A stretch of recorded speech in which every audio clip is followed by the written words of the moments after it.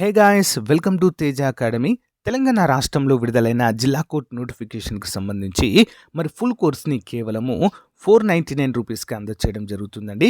So మన స్టేట్లోనే top most faculty చేత classes అన్నీ కూడా చెప్పించడం జరిగింది. లాస్ట్ టైం మన కోర్స్ తీసుకున్న అభ్యర్థులకి చాలామందికి హైకోర్టుల్లో, డిస్ట్రిక్ట్ కోర్టుల్లో ఉద్యోగాలు రావడం అయితే మనమైతే చూడవచ్చు. సో ఈ కోర్సులో ప్రత్యేకత ఏంటి అంటే 1000కి పైగా క్లాసులు ఉంటాయి. ఫ్రీ టెస్ట్ సిరీస్ ఉంటుంది. ఈచ్ అండ్ ఎవ్రీ టాపిక్కి సంబంధించిన పీడిఎఫ్ మెటీరియల్ కూడా అందుబాటులో ఉంటుంది. టాప్ 25 గ్రాండ్ టెస్ట్లు కూడా మనకైతే అందుబాటులో ఉంటాయండి. ఓకేనా? ఈ ఆఫర్ కొద్ది రోజులు మాత్రమే ఉంటుందండి. వెంటనే కోర్స్ అయితే పర్చేజ్ చేయండి. ఓకేనా? సో యాప్ లింక్ వీడియో డిస్క్రిప్షన్లో అందుబాటులో ఉంటుంది. దీంతో పాటుగా Telangana RTC supervisor full course కూడా ట్రాఫిక్ మరియు మెకానికల్కి సంబంధించి జస్ట్ 399కి అందిస్తున్నామండి. ఫుల్ కోర్స్ అండి ఇది. మీకు ఎక్కడ కూడా ఇంత తక్కువ కాస్ట్కి లభించదండి. 1000కి పైగా క్లాసెస్ ఉంటాయి బెస్ట్ ఫ్యాకల్టీ చేత. ఓకేనా?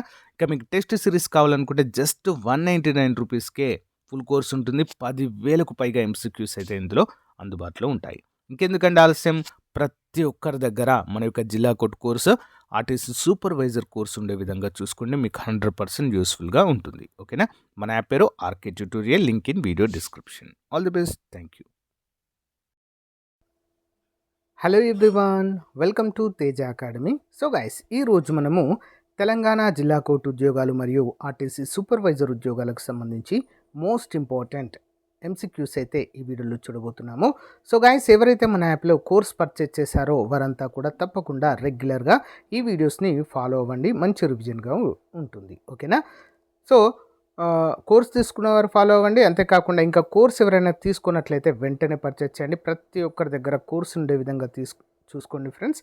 చాలా తక్కువ కాస్ట్లో ఆఫర్ అయితే ప్రజెంట్ ఉంది. ఓకేనా? సో ముందుగా చిన్న లైక్ చేయండి. లేట్ చేయకుండా కంటెంట్లోకి వెళ్దాం. Question number 1. భారతదేశంలో బడ్జెట్ను మొట్టమొదటిసారిగా ప్రవేశపెట్టింది ఎవరు? Who introduced the first budget in India? ఎవరండి? ఆప్షన్ ఏ జేమ్స్ విల్సన్ అనేటువంటి ఆంగ్లేయుడు మొదటిసారిగా బడ్జెట్ను ప్రవేశపెట్టడం జరిగింది.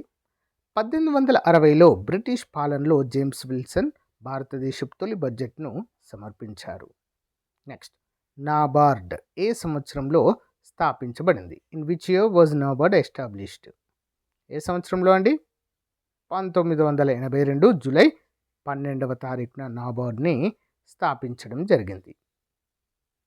వివరాలు చూద్దాం. శివరామన్ కమిటీ సిఫారసుల మేరకు, ఏంటండి శివరామన్ కమిటీ, ఇంపార్టెంట్ పాయింట్ ఇది. మరి వీరి సిఫారసుల మేరకు గ్రామీణ మరియు వ్యవసాయ అభివృద్ధి కోసం 1982లో నాబార్డ్ ఏర్పాటైంది. నెక్స్ట్, భారతదేశంలో జిఎస్టీ ఏ రోజు నుంచి అమల్లోకి వచ్చింది? From which day did the GST come in to effect in India? ఎప్పుడండి? 1 జూలై 2017. ఎప్పటించండి? 1 జూలై 2017 నుంచి. ఒకే దేశం ఒకే పన్ను నినాదంతో పరోక్ష పన్నుల సంస్కరణ జిఎస్టీని 2017 జూలై 1 నుంచి అమల్లోకి తీయడము జరిగింది. Important question. నీతి ఆయోగ్లోని ఎన్ దేన్ని సూచిస్తుంది? What does N stands for in NITI Aayog? ఏంటండి N stands for? So national, option B national. NITI అంటే national institute for transforming India. ఇది ప్లానింగ్ కమిషన్ స్థానంలో 2015 జనవరి 1 నుంచి అమల్లోకి రావడము జరిగింది. నెక్స్ట్, భారతదేశంలో రూపాయి చిహ్నాన్ని రూపొందించింది ఎవరు? Who design the Indian rupee symbol? ఎవరండి? ఆప్షన్ ఏ ఉదయ్ కుమార్ ధర్మలింగం అనేటువంటి ఐఐటి స్టూడెంట్ మరి దీన్ని రూపొందించడం జరిగింది. ఐఐటి గౌహతి ప్రొఫెసర్ ఉదయ్ కుమార్ రూపొందించిన ఈ చిహ్నాన్ని భారత ప్రభుత్వం 2010లో ఆమోదించింది. ఈ ఆర్ అనేది దేవనాగరి లిపి నుంచి తీసుకొనబడిందండి. ఓకేనా? దేవనాగరి లిపి నుండి. నెక్స్ట్, మిశ్రమ ఆర్థిక వ్యవస్థ అనగా ఏమిటి? What is a mixed economy? ఏంటండి? Option B public and private sector. ప్రభుత్వము మరియు ప్రైవేట్ రంగాల యొక్క సహజీవనం లేదా కలయికనే మిశ్రమ ఆర్థిక వ్యవస్థ అంటాం. ఓకేనా? మన భారతదేశంలో మిశ్రమ ఆర్థిక వ్యవస్థ చూడవచ్చు. ప్రభుత్వం మరియు ప్రైవేట్ సంస్థలు రెండూ కలిసి ఆర్థిక వ్యవస్థలో పాల్గొనడాన్ని మిశ్రమ ఆర్థిక వ్యవస్థ అంటారు. నెక్స్ట్, భారతదేశంలో జాతీయ ఆదాయాన్ని అంటే నేషనల్ ఇన్కమ్ లెక్కించే సంస్థ ఏది? ఎవరు లెక్కిస్తారండి? సెంట్రల్ స్టాటిస్టికల్ ఆఫీస్, ఎన్ఎస్ఓ అంటారండి. ఓకే, వివరాలు చూద్దాం. కేంద్ర గణాంక కార్యాలయం ప్రస్తుతం నేషనల్ స్టాటిస్టికల్ ఆఫీస్ దేశ ఆదాయాన్ని లెక్కిస్తుంది. నెక్స్ట్, ప్రణాళికా సెలవు, ప్లాన్ హాలిడే కాలం ఏది? Which period is known as the plan holiday? Answer 1966 నుంచి 69 మధ్య కాలంలో ప్లానింగ్ హాలిడేగా అయితే చెప్పుకోవడము జరిగింది. 3 ఇయర్స్ అండి. మరి ఏంటి 3 ఇయర్స్లో మరి ప్రణాళికలను ఇంట్రడ్యూస్ అంటే ప్రణాళికలు లేవా అంటే సో ఉన్నాయండి. ఓకేనా, 1966 నుంచి 69 మధ్య కాలంలో ప్రణాళిక విరామం అని చెప్పారు, కానీ ఇందులో వార్షిక ప్రణాళికలను ప్రవేశపెట్టడం జరిగింది. దానికి గల కారణం ఏంటి చూద్దాం. మూడవ పంచవర్ష ప్రణాళిక విఫలం కావడం మరియు యుద్ధాల వల్ల 1969, 66, 69 మధ్య వార్షిక ప్రణాళికలను అమలు చేశారని ఇంపార్టెంట్ పాయింట్ ఇది. వార్షిక ప్రణాళికలను కేవలం భారత చరిత్రలో 1966 నుంచి 69 మధ్యలో మూడు సంవత్సరాలు వీటిని ప్రవేశపెట్టడము జరిగింది. రిజర్వ్ బ్యాంక్ ఆఫ్ ఇండియా ఏ సంవత్సరంలో జాతీయం చేయబడింది? In which year was RBI nationalised? ఎప్పుడండి? 1949 జనవరి 1న జాతీయం చేయడం జరిగింది. 1935లో ప్రైవేట్ బ్యాంకుగా స్థాపించబడిన ఆర్బీఐని 1949లో ప్రభుత్వ పరిధిలోనికి తీసుకురావడము జరిగింది. నెక్స్ట్ వన్, బుల్ మరియు బేర్ పదాలు దేనికి సంబంధించినవి? Bull and bear terms are related to stock మార్కెట్కు సంబంధించినవండి. ఇవి చూద్దాం.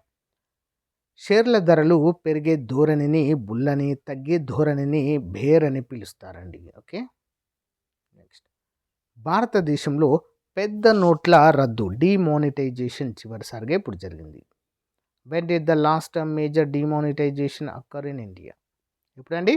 2016 నవంబర్ 8వ తారీఖున డిమానిటైజేషన్ చేయడము జరిగింది. ఓకేనా, ఇంపార్టెంట్ పాయింట్ అండి. నల్లధనం నిరోధానికి ప్రభుత్వం 500 మరియు 1000 నోట్లను రద్దు చేస్తున్నట్లు 2016లో ప్రకటించింది. నెక్స్ట్, మహలనోబిస్ నమూనా ఏ పంచవర్ష ప్రణాళికకు ఆధారం? Which 5-year plan was based on the Mahalanobis model? ఏంటండి? 2వ పంచవర్ష ప్రణాళిక. భారీ పరిశ్రమల స్థాపన మరియు పారిశ్రామీకరణకు ఈ ప్రణాళిక ప్రాధాన్యత ఇచ్చింది. నెక్స్ట్, భారతదేశంలో నీలి విప్లవం దేనికి సంబంధించింది? Blue revolution is related to ఏంటండి? చేపల ఉత్పత్తి, ఫిష్ ప్రొడక్షన్.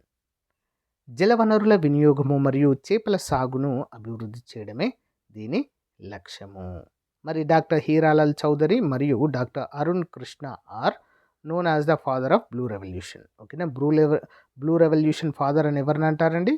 హీరాలాల్ చౌదరి మరియు Arun Krishnan. Next, repo rate అంటే ఏమిటి? What is the repo rate? Answer option A అండి. ఆర్బీఐ వాణిజ్య బ్యాంకులకు ఇచ్చే అప్పుపై వడ్డీనే రెపో రేట్ అనేటువంటి పేరుతో పిలుస్తారు. ద్రవ్యోల్బణాన్ని అదుపు చేయడానికి ఆర్బీఐ రెపో రేటును మారుస్తూ ఉంటుంది. నెక్స్ట్, సెబీ ప్రధాన కార్యాలయం ఎక్కడ ఉంది? Wear is the headquarters of SEBI? ఎక్కడండి? ముంబైలో కలదు. Securities and exchange board of India stock మార్కెట్లను నియంత్రిస్తుంది. నెక్స్ట్ వన్, ఏ పంచవర్ష ప్రణాళికా కాలంలో గరీబీ హఠావో పేదరికాన్ని పారద్రోలండి నినాదాన్ని ఇచ్చారు? In which 5 years plan was the garibi hatao slogan given? ఎప్పుడండి? 4వ పంచవర్ష ప్రణాళికా కాలంలో ఆనాడు ప్రధానిగా ఉన్నటువంటి ఐరన్ లేడీ ఇందిరాగాంధీ గారు ఈ యొక్క నినాదం ఇవ్వడం జరిగింది. చూద్దాం. ఇందిరాగాంధీ 1971 ఎన్నికల సమయంలో మరియు 4వ పంచవర్ష ప్రణాళికలో ఈ నినాదాన్ని ప్రాచుర్యంలోనికి తీసుకొచ్చారు. నెక్స్ట్, పరోక్ష పన్ను ఇండైరెక్ట్ ట్యాక్స్కు ఉదాహరణ ఏది? Which is than example of indirect tax? ఏంటండి? జిఎస్టీ అండి. Okay, GST. వినియోగదారుడు వస్తువును కొన్నప్పుడు చెల్లించే పన్నునే పరోక్ష పన్నుగా మనమైతే చెప్పుకోవచ్చు. నెక్స్ట్ భారతదేశంలో మొదటి బ్యాంక్ ఏది? Which was the first bank in India? ఏంటండి? Bank of Hindustan. ఎప్పుడు ఏర్పాటు చేశారు మరి ఇది? వివరాలు చూద్దాం. 1770లో అలెగ్జాండర్ అండ్ కంపెనీ ద్వారా కలకత్తాలో ఈ బ్యాంక్ స్థాపించబడింది. నెక్స్ట్ రైతు బంధు పథకాన్ని ప్రారంభించిన రాష్ట్రం ఏది? Which state started the Rythu Bandhu scheme? ఎవరండి? తెలంగాణ రాష్ట్రము. పంట పెట్టుబడి సహాయం కోసం తెలంగాణ ప్రభుత్వం 2018లో ఈ పథకాన్ని ప్రారంభించింది. నెక్స్ట్ మానవ అభివృద్ధి సూచికను ఎవరు విడుదల చేస్తారు? Who release the human development index? ఎవరండి? UNDP, United Nations Development Programme. వివరాలు చూద్దాం. ఆరోగ్యము, విద్య మరియు తలసరి ఆదాయం ఆధారంగా దేశాలను ఈ సూచిక వర్గీకరిస్తుంది. Next father of Indian economy reforms అని ఎవరిని పిలుస్తారు? Who is known as the father of Indian economic reforms? ఎవరండి? ఆప్షన్ బి, పివి నరసింహారావు గారిని పిలుస్తారు.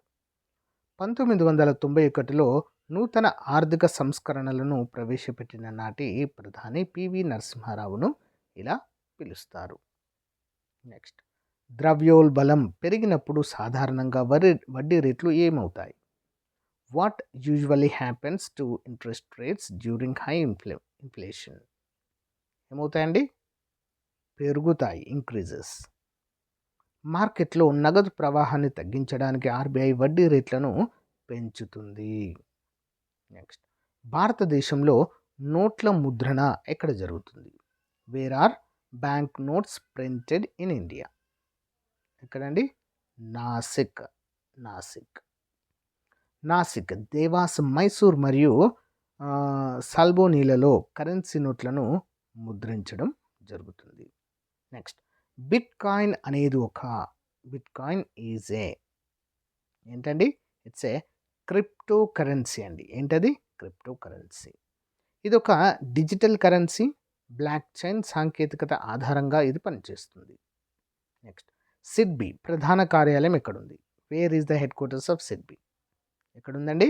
లక్నోలో కలదు. చూద్దాం. చిన్న తరహా పరిశ్రమల అభివృద్ధికి ఆర్థిక సహాయం అందించే ఈ సంస్థ లక్నోలో ఉందండి. ఎక్కడండి? లక్నోలో ఉంది. సో గైస్, ఇది ఈ రోజుకు సంబంధించిన most important Indian economy GK MCQs అండి. రేపటి క్లాస్లో మళ్ళీ కలుద్దాం. Okay, thank you. Have a nice day. Bye.